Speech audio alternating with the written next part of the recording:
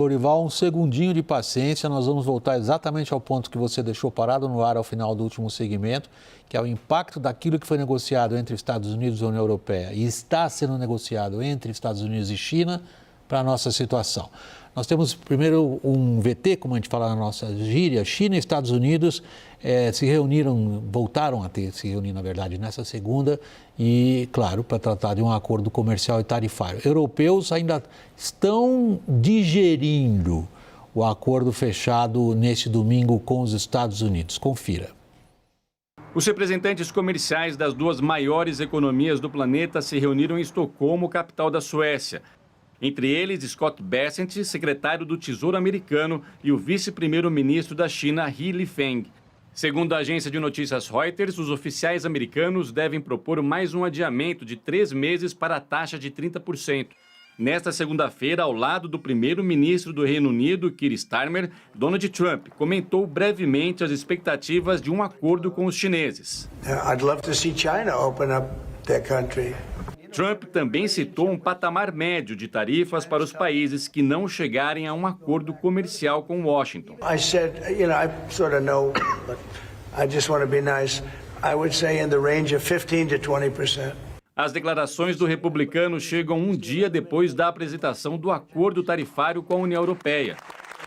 O texto prevê 15% de tarifas aos produtos europeus que entram nos Estados Unidos, com isenções ainda não totalmente especificadas, mas que envolvem aeronaves e semicondutores. Algumas das principais lideranças do bloco reagiram mal ao acordo. Depois de fazer elogios no domingo, o chanceler alemão Friedrich Merz voltou atrás e afirmou que as tarifas irão prejudicar a economia alemã. O primeiro-ministro da França disse que o bloco se submeteu aos Estados Unidos e que tinham passado por um domingo sombrio. Argumento repetido pelo líder da Hungria, Viktor Orbán, aliado de primeira ordem de Donald Trump. A Europa prometeu 750 bilhões de dólares em energia importada dos Estados Unidos. A cifra e o acordo são contestados pelo tamanho do mercado europeu. Em 2024, a Europa importou 83 bilhões de dólares em combustíveis minerais e óleos, 66% a menos do que prometeu investir até o último ano de mandato de Trump.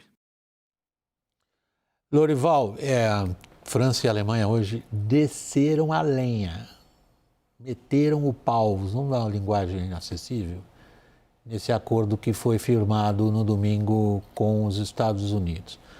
Você já nos indicava como esses acordos prejudicam o Brasil na medida em que fecham oportunidades que a gente poderia ter explorado e não exploramos. Agora, do ponto de vista específico dos acordos entre Estados Unidos e Europa, a Europa se dobrou.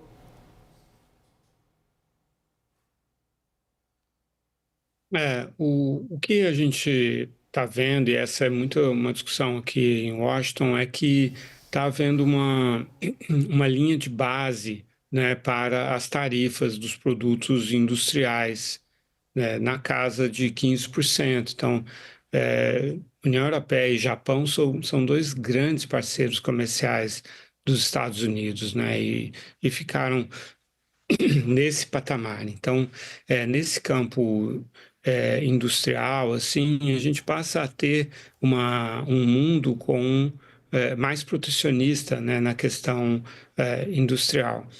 E já na questão das commodities, para esses parceiros, e vai acontecer também com a China, a gente tem uma redução de tarifas e principalmente compromissos, né, de cotas maiores de importações desses produtos pelos Estados Unidos.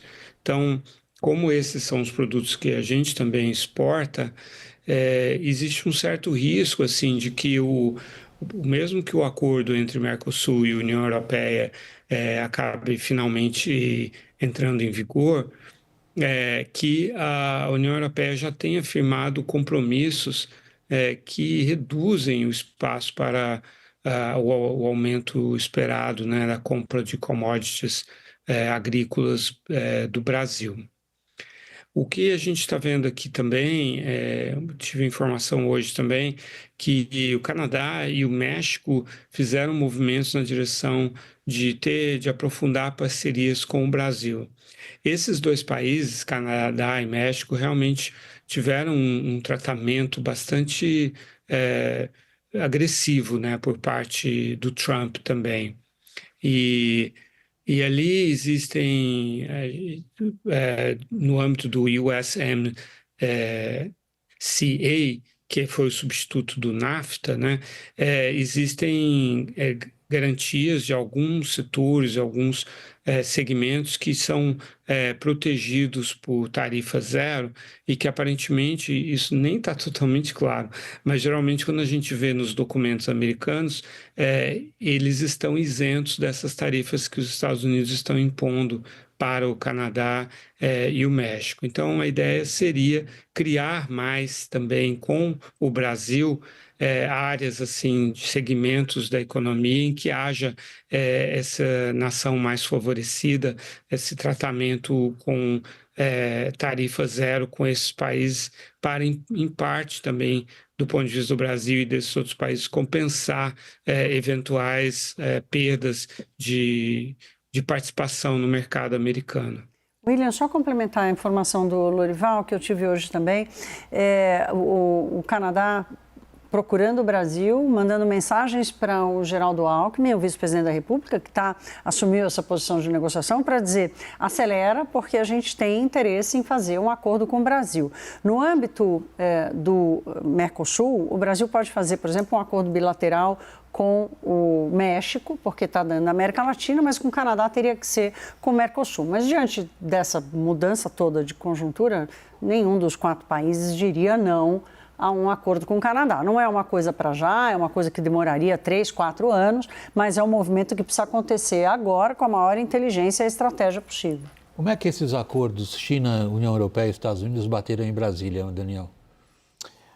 William, uma avaliação que foi feita aqui pelo setor privado que se movimenta em Brasília, eu digo isso porque hoje houve uma solenidade aqui no Palácio do Planalto em que havia muitos representantes da indústria que olharam principalmente o acordo com a União Europeia, com muita atenção.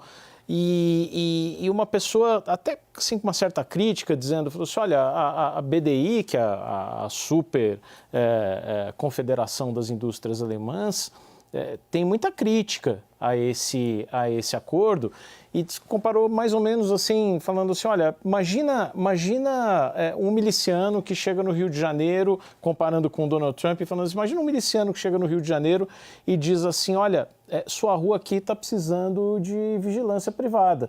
E você diz assim, não, mas eu nunca tive nenhum problema aqui, não, nunca tive nenhum assalto, não estou precisando de vigilância privada. E aí o miliciano coloca um monte de problemas na sua rua, faz assaltos e promove uma onda de violência para te advertir de que sim, você precisa da segurança privada, quer queira, quer não. E comparando essa situação ao Donald Trump, quer dizer, a Europa claramente não precisava desse acordo, mas se colocou numa posição tal de fragilidade, assim como o Brasil está extremamente pressionado, que vai acabar cedendo em assuntos que não quer. Essa é a estratégia de negociação, parece. Você, como analisa o impacto da União Europeia, Estados Unidos, China e Brasil? Veja, em relação aos Estados Unidos com a União Europeia, é óbvio que nós vamos ter pessoas que vão reclamar. São 27 países que acabam... É difícil você achar que França e Alemanha gostaram do acordo. A França não é competitiva no agronegócio, nem com o Brasil, nem com a Austrália.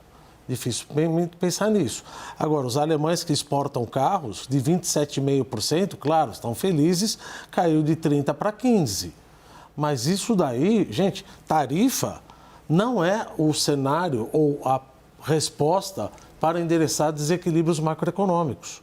Então, meu receio, William, é o seguinte, que a despeito de todo mundo estar entrando numa conversa de que, olha, vamos aumentar tarifas e isso vai ajudar no nosso comércio internacional, já mudando um pouquinho e trazendo Big Beautiful Bill, que não vamos esquecer que eles têm uns 36 trilhões de dólares de dívida, 128% do PIB, esse Big Beautiful Bill, bonito, grande, conta aí, vai trazer um déficit primário maior, gasto primário maior de 3 trilhões de dólares. Ora, por identidade macroeconômica, a gente sempre fala aqui, os Estados Unidos vão gastar mais e vão entrar em pior de déficits comerciais, como aconteceu no Acordo de Plaza em 1985. Morria Konstantin Chernenko, Yuri Andropov, entrou Mikhail Gorbachev, e aí o dólar começou a apreciar. O dólar começou a apreciar, vamos fazer o Acordo de Plaza. Alemanha Ocidental, França, Reino Unido, Canadá, Estados Unidos e Japão, todos entraram intervindo, querendo fazer com que o câmbio, o dólar, depreciasse para aumentar a conta, melhorar as contas externas. As contas externas pioraram na época de Ronald Reagan. Por quê? Porque ele gastou demais. Foi o início dos déficits gêmeos. Ele não tinha déficit nas contas públicas, com déficit na conta pública, a poupança caiu, traduz-se em déficit nas contas externas. Então eu estou com medo não apenas das próximas semanas, mas dos 2 próximos anos, como é que Trump vai perceber que as déficits nas contas externas dos Estados Unidos tendem a piorar por identidade macroeconômica. Lorival, a nossa conversa está indo um pouquinho para além das questões específicas de acordos comerciais e das relações entre os Estados Unidos e o Brasil, para os impactos, como agora sugere que a gente preste atenção o Roberto Dumas, de tudo isso na economia americana, e é evidente que esse impacto mexe com a questão política. O que você está percebendo em Washington? Bem, existe aqui em Washington, você perguntou sobre Washington, né? E aqui particularmente, né, existe uma certa sensação assim de assombro, né, com as muitas demissões que aconteceram, né? O governo demitiu muita gente, essas pessoas, boa parte delas morava aqui. Então, tem muita gente desempregada aqui em Washington. No país, claro que as percepções variam, né? Então, você tem regiões do país que são produtoras de commodities agrícolas. Então, por um lado, há um otimismo de ampliar as exportações. Por outro lado, há receios com relação aos preços dos insumos, dos fertilizantes, das máquinas e dos implementos agrícolas, né? E na indústria há um certo otimismo com relação à possibilidade de trazer investimentos para cá, de aumentar as vendas aqui no mercado interno com a redução das importações, mas por outro lado também há esse receio com relação às partes e componentes se tornarem mais caros. E no caso da indústria automobilística, isso é muito visível, né? A indústria americana ficou com uma tarifa interna mais alta do que a dos produtos japoneses e europeus, dos automóveis japoneses e europeus, que ficaram com 15%. Como a indústria automobilística americana é muito integrada à indústria automobilística do Canadá e do México, eles estão dizendo, não, nós estamos com tarifa de 25% aqui, né?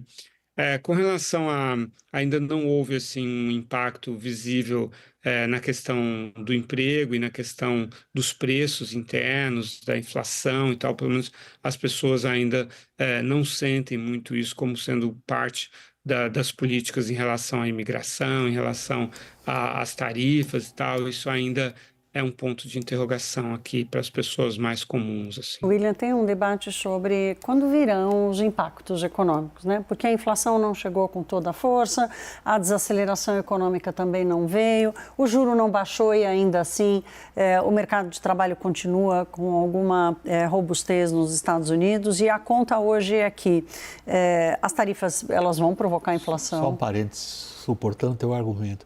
Por isso que o Trump postou anteontem, os economistas não acertam uma, prossiga. Exato. Então, não acertam uma e ao mesmo tempo, ele também, hoje ele até disse assim, ele falou assim, apesar do juro alto, a gente está indo muito bem, imagine se o juro baixar, né? Porque até então ele vinha dizendo que a economia estava destruída, mas o argumento dele foi destruído pelas circunstâncias. O CPI já bateu 2,7%. Então, a inflação ela já se deslocou. Ela já deslocou. Mas aquela pancada que se esperava no começo, ela ainda não veio. E a resposta está entre parte desse custo está sendo absorvido pelo exportador, o cara está baixando o preço dele para conseguir continuar entrando, parte sendo absorvida pelo importador e parte pelo consumidor. Então, essa conta está sendo desfeita. Agora, você sair de uma alíquota padrão de 2,5% para uma maior que 15, 16, que é onde está hoje, que é onde deve ficar depois dos acordos, quer dizer, não tem como a indústria abastecer isso. Então, há uma expectativa, assim, de deslocar o efeito um pouco mais para frente, mas não, mesmo diante desse erro aí de cálculo de quando isso aconteceria, desloca o efeito para frente, mas não tem como ficar imune a ele. Em menos de um minuto, você se sentiu atingido pelas postagens do Trump, economistas não acertam? Eu, assim, de certa maneira, um pouco. Por exemplo, ele chegou ao absurdo de falar de Jeremy Powell que a taxa de juros poderia ser 1%. Como é que ele chega numa conclusão que a taxa de juros poderia ser 1%?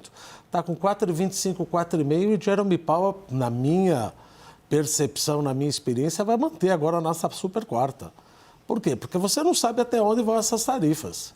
Você não sabe até onde vão essas tarifas, é melhor mantê-las do que baixá-las e depois ter que subir. Então, existe ainda um risco dele querer demitir o Jeremy Powell, que, aliás, o mandato dele logo, logo acaba.